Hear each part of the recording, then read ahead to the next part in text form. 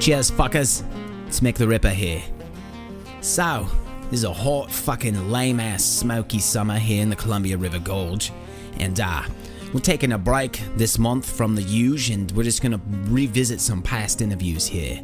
And, yeah, so this first one I'm gonna play, I think it was the most fucked up interview I've ever had in my life.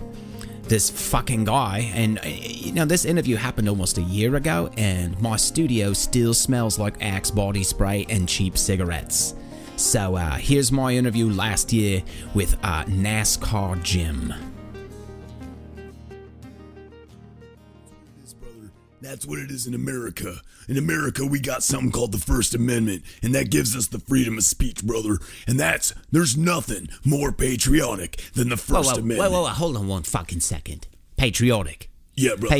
Patriotic That's to right, what? brother. Patriot to America. You're telling me that you want to use the First Amendment from the American Constitution, right? Yeah, brother, that's right, a Nazi flag down an American street. Now, the Nazi flag is well, first of all, they're all dead, which should tell you that's a red flag right there, mate. But they're all dead, and the party's gone, and it's not an American party. It's not an American government. It's not even American at all. It's not in America. So how the fuck, patriotic to what? What Yeah, are you brother, fucking loyal brother, to? that's all fake news. That's all fake news, brother. There is no America, patriotic America, without the Nazis, because the Nazis, there's tariffs, and there's stuff going on, brother, with the tariffs, and Benghazi. Oh my Nobody fucking wants God. to talk Dude, about seriously. Benghazi. No, nobody does. Because there's nothing to fucking talk about. You want to talk about something? Tell me about these fucking tax returns Fake that news, you don't brother. give a shit about. Fake news, brother. Nobody cares about his tax returns. I don't need to see him. If he says there's nothing to see there, then there's nothing there to see. That's how I see it, brother. Whoa. So, did you ever watch police shows? You ever watch detective shows? I mean, that's like the first fucking thing they teach you. You pull a guy over and he's like, yeah, officer, just don't look in the trunk. There's nothing in there to see. And then the cop's like, well, why don't you just let me see that nothing? And the guy's like, well, what's the point? There's nothing there. Well, that's the first sign of guilt, man. What the fuck? Are you news, really brother. that fucking naive? No, it's fake news, brother. Listen, this different because it's Donald Trump. Oh, fuck. That's why. Give me a it's fucking different. break. He's got a reputation. Yeah, it's a shitty sure, reputation. He's got 6 bankruptcies. That's pretty bad. 2 Right? divorces. Doesn't look good. Couple of affairs exposed publicly. Not great PR. There's no doubt about it. Trump University.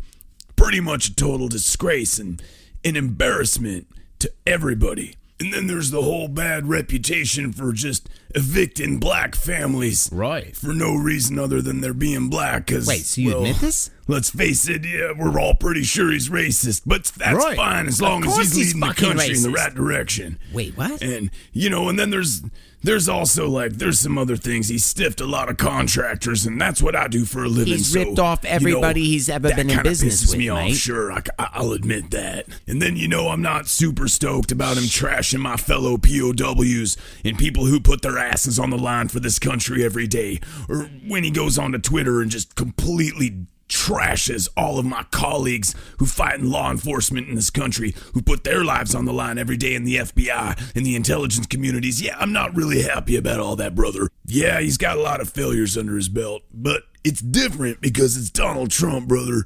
And when Donald Trump is in the house, he's gonna drain the swamp. And by drain the swamp, I mean he's gonna hire so many lobbyists. Wait, what? That the swamp is actually going to overflow, and that's how it drains. You see what I'm saying? So, I mean, theoretically, he's actually doing what he said he was going to do, and he's fulfilling a campaign promise. Yeah, you know what? I guess you're right. I think your definition of drain is different than mine. My definition of drain is that the swamp has no more water in it. Your definition is it has more. Yeah, fake news, brother. Fake news. That's all I got to say about that. It's fake Russia, Benghazi fake news.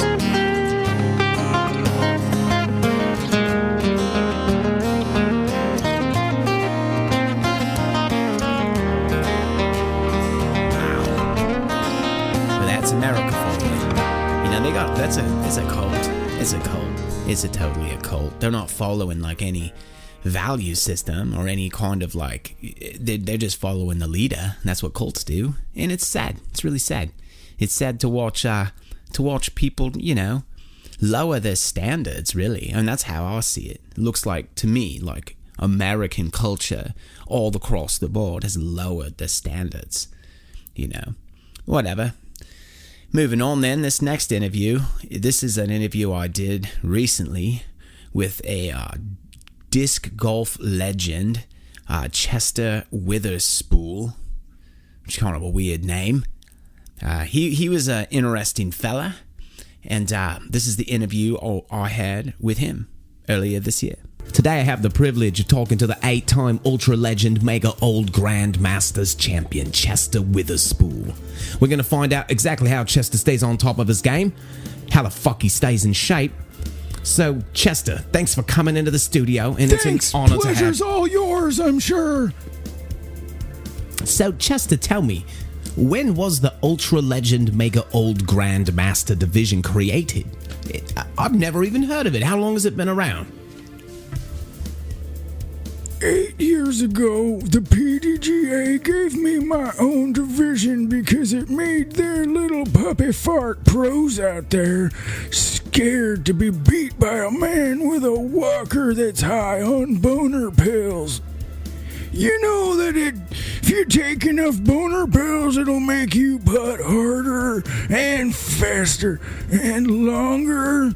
It'll make your whole round rock solid. Whoa. All right. I got it. Are boner pills performance-enhancing drugs? Do you think that the PDGA should allow performance-enhancing drugs like boner pills and mushrooms? I'm glad you finally asked a decent question, you commie boomerang sniffer. Hell yes, I do. This sport is so boring to watch, it's worse than baseball. A couple of players losing their shit and fighting to first blood from roid rage would be good for ratings. Well, shit, man. Now that you mention it, you make a good point. This shit is boring. So last week at the Beaver Wide Open, your score of 34 over would have placed you one place over David Feldberg in Masters. That's incredible. Tell us what your secret is, mate. Don't even put me in the same sentence as that dried up hairy pork rind. I'm playing at my own level and I don't need to compare myself with losers. Did you just say hairy pork rind? Yeah, I hate those things. I wouldn't imagine that anyone would like a hairy pork rind, really. When I was 80, I ate pork rinds every day for an entire year. I didn't shit right for a long time, but it was worth it because those things are really good. When you find out it's the last pork rind in the bag and it's covered in hair and you just have to eat it, that's the worst. Well, where'd everybody go? Hello? Oh, man. Is this thing on? I felt terrible for him, but I had to make an escape to the can, and I'm talking like on the double, because, well, let's just say I ate some curry the night before, and basically I was lifting up off the bowl like a human water rocket, and I didn't really have time to tell him what I was doing. Really nice guy, though. Great interview. He's a champ, and literal champ and sport.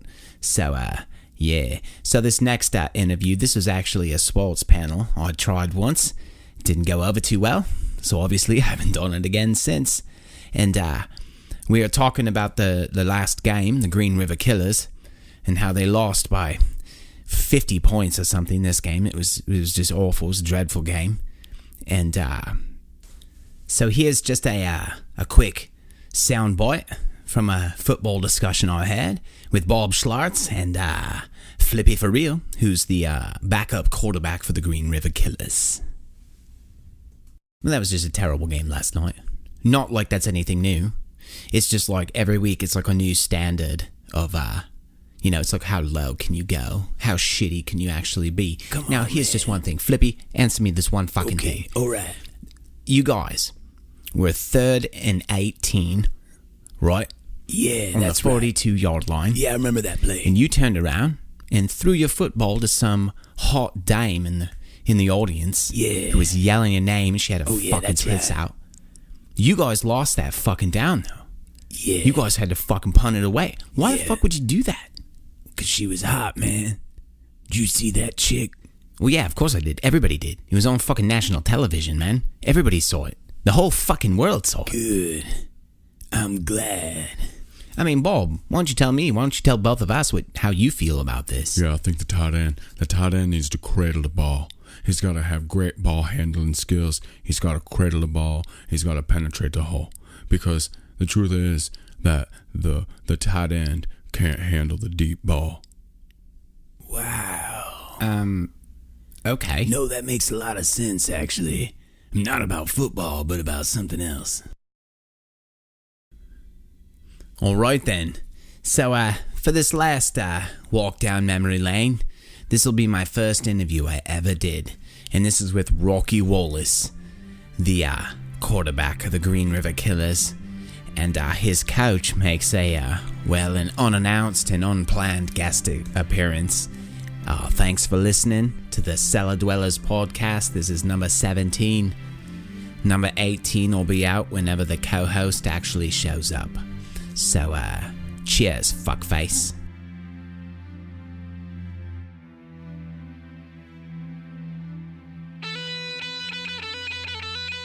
Cheers, mates. This is Mick The Ripper here. This is my fucking show. In today's episode, we're gonna be talking about the 1-14 Green River Killers and how they fucking suck. And I got this shitty-ass quarterback coming in for an interview today. That's Rocky Wallace. I'll be asking him all kinds of questions about why he sucks so bad, why his team sucks so bad, and why the fucking coach is such a cunt. I'll also be talking about the PDGA today and how they can lick my fucking balls. I've also got some musical guests from the band Satan's Excrement. I've got a couple members of that band coming in today. They're going to do a live performance here in the studio. As always, our loyal sponsors are Hedge Fund Records and Schlotz Lager. Schlotz, Australian for Canadian beer. We're also going to have some stupid-ass chef in here today. He's going to be showing us how to prepare the local favorite here, the shit-faced rabbit. Apparently this rabbit has a liver that's 10 times the size of a human liver. I don't know if it's true or not. It's just what I hear. You know, the locals tell me that these things are aggressive, and you don't want to be caught alone out in a briar patch with an open lager because these things are vicious, I heard there was a kegger a couple weeks ago with a bunch of college kids, and not a single one survived. Yeah, the rabbit showed up late at night. I guess there was still a little bit of beer left in the keg, and, well, this thing just ripped everybody to shreds. So, alright, moving on then. Back to the 1-14 Green River Killers and that fucking game last night. How the fuck do you lose by 80 points in this league? I feel like if you lose by that much, your whole team should be fined, really. I mean, if I remember right, some years ago when the Swellington Bruisers went 1-14, the coach cut everybody's dicks off. That they didn't lose a game after that. Well, naturally, I want to talk shit about the Green River Killers to you all day, but today is special because now I get to talk shit about my favorite team straight to the face of the quarterback, straight to the face of the franchise. Ladies and gentlemen, welcome to the show, Rocky Wallace. Yeah, brother Groovy, I can dig. Yeah, it's great to be here, brother. Thanks for having me. So tell me about this fucking game last night. Have you ever lost a football game by 80 points before? Yeah, brother. I have. It's been a long time. But, last night was a very unfortunate game. I was really high. I got really high before that game. You were really high? You got really high on what? Yeah, the coach, he gave us all a bunch of mushrooms, what? Man. Is that even legal? Can you do that in this league? Yeah, brother. In this league, you learn to just, you keep your mouth shut, brother. And, you just roll with it because you know that the coach has, the interest of the team in mind, so when he makes all of us suck his dick, we know that what? It's for what the team. What the fuck did you just say? Did you just say that the coach makes you guys suck his dick? No, man, I didn't say that, bro. Oh, you most certainly did. This is a radio show, right? I can just go back and listen to it. I can, play it back to you right now. You actually said that. Yo, man, I thought we was gonna talk about the game. You know, this interview's fucked up already, and I want to talk to your cunt-faced coach. Get his fucking ass in here next week, alright? I'm gonna rip that motherfucker a new one. Yo, man, coach is cool though, man. He is, man. He cool as a motherfucker, man. Oh, fucking to hell Really. with this. I'm taking a fucking break. Be back in a minute.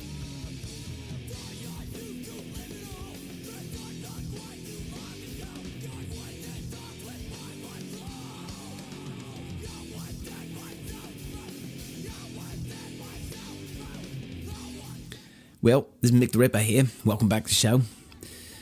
I kicked Rocky the fuck out of my studio, which should not come as a surprise to anybody. Really, that was the most fucked up shit I've ever heard. When you lose by 80 points, I don't want to hear that your entire team was tripping on psychedelic mushrooms. I mean, try explaining that to the guy who got, you know, the Green River Killers tattoo last year. I'm sure there's some guy out there who did. Anyway, so during that whole Rocky segment, the coach, John Von Jackstinson, he heard it on the radio, and apparently it pissed him off, and he's down here in the studio right now. So I got security, you know, holding him up, and you know, I'd love to give that asshole a piece of my mind in an interview, and oh fuck, oh shit, I'm here right now. Hey, man, listen up, gringo, okay? We had a really hard time last night at the game, man. And that's why I gave those guys some mushrooms, man. And you just hear me out, Holmes. All right. These guys need to come together, you know? No, I started out really slow. I did not want to give them like my grandmother's peyote, you know what I'm saying, Holmes? And some of the guys, you know, they're kind of bitches, man. No, come on, seriously, really? listen, man, they're actually kind of a bunch of pussies, Okay. man. This is the fucking budget, man, that the head office gives me, and I work with it, man. You know, I hire these guys from really fucked up places, man. One of the guys on my team, he used to be a pizza guy, man. That's all he knows how to do is make pizza, man. He has no fucking idea how to play football, man. I give him one play, and he's like, what the fuck's a play, man? I don't even fucking know what you're talking about, Holmes. I'm like, oh, damn, bro. You're not gonna make it very far in this league. Well, yeah. But I don't really Yeah, have it a makes choice, man, sense, because that's all really. the front office giving me, man. That's a budget I gotta work with, Holmes. Yeah. You know, you talk really fast. The strange thing is, I like understand like every word you're saying. You know, I bet you and me actually got a lot in common, really. I don't want to be your friend, gringo, okay? I'm just telling you how we play football. You were just talking shit about us for like 10 minutes, 5 minutes. I don't know. Okay, look, I don't really keep count on That's how your- long that's you your talk team shit, mushrooms. man. But I heard you talking shit. You trashing my quarterback, fed man. your You team fucking mushrooms. talking shit about Rocky Wallace, man. So I'm going to tell you, Holmes, But- fuck you, gringo. Oh, We don't give a really? fuck about your Fuck stupid you. radio No, show. Nobody fuck even fucking you. listens anyway, Yo, man. fuck you, motherfucker.